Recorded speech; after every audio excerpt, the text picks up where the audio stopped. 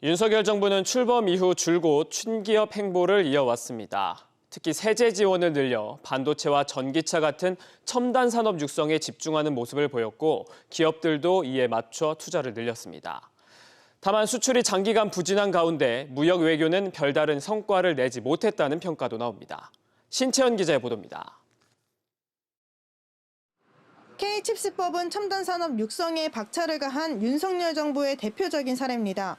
K칩스법에 따라 반도체, 디스플레이 등 국가 전략 산업에 설비 투자한 기업은 최대 25%까지 세액 공제를 받을 수 있게 됐습니다. 정부는 지난 3월 경기도 용인의 시스템 반도체 클러스터를 조성하겠다고 밝히는 등 첨단 산업을 육성한다고도 강조했습니다.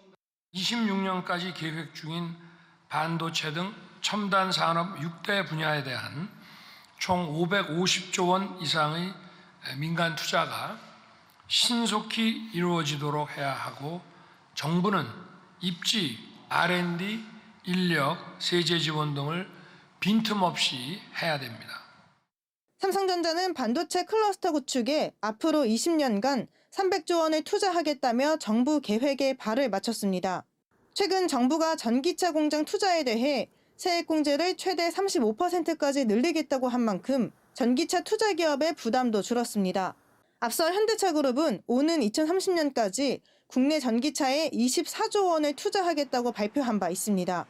다만 무역 적자가 10달 넘게 이어지고 있는 가운데 수출 부진은 과제로 남았습니다. 특히 주력 상품인 반도체의 어려움이 지속되고 있는 부분이 수출 약화, 이에 따른 무역 수지 약화, 향후의 경제 상황을 개선시키는 데도 제약 조건으로 작용할 가능성은 높다고 생각됩니다. 국내 기업의 부담스러운 독소 조항이 담긴 미국의 반도체 지원법, 그리고 국내 완성차 업체가 모두 배제된 미국 전기차 보조금에서 별다른 해법을 찾지 못하고 있는